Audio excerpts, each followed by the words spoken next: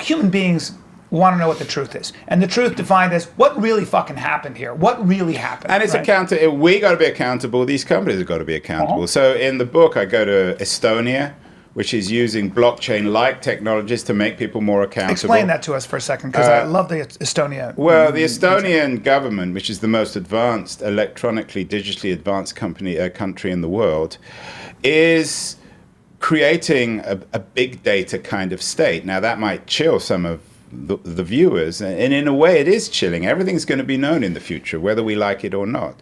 But what Estonia is doing is creating a new kind of social contract between citizen and government. This is the government saying, sure, we can see what you're doing all the time, health, car, whatever you're doing, we can watch.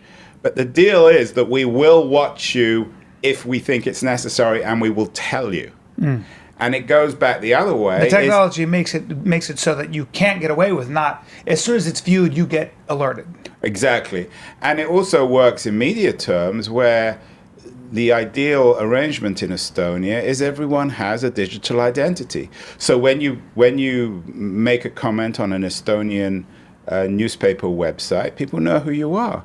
And now some people say that, well, that's not fair. Why isn't it fair? When you and I sit across each other, we know who we are. I'm not going to say something outrageous to your face and not take accountability. And we need to build that same kind of responsibility and accountability into the digital world as we do into the real world. So the Estonians are pioneering that. That doesn't always work. I mean, in Singapore, I have a chapter in Singapore. I'm slightly more ambivalent because Singapore democracy is more questionable. Yeah.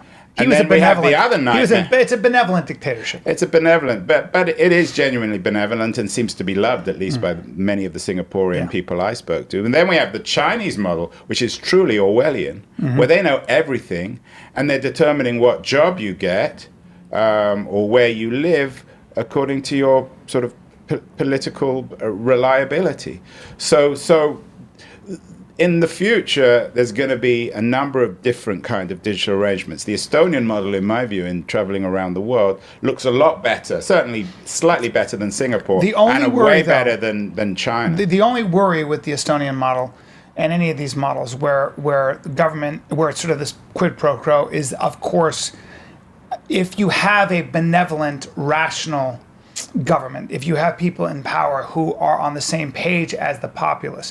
But history usually shows us that a guy like Trump will come along, an authoritarian, and for 1,000 reasons, usually for the security of the people, will figure out a way to, in certain instances, we can check your data without you knowing about it, because we're trying to keep the world safe from terrorism, etc. And that's the only only danger. But the rise of these new authoritarians, whether it's Trump, whether it's Erdogan in Turkey, whether it's Duterte in Philippines, it's all bound up with digital society, digital media, the degeneration of conversation, a sort of a paranoia that seems to be affecting everyone. So you can't separate. You mean so because sometimes you can create your own echo chamber, and somebody in power can manipulate information the way Trump does, right? Right, and in our echo chamber culture, when someone like Trump says, "Well, the FBI is against me," or the banks are against me, or even now the stock market's against me. He's such a narcissist.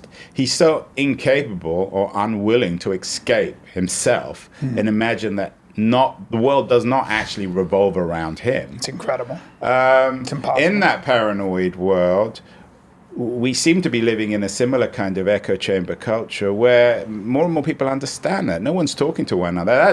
That's the real tragedy of the internet.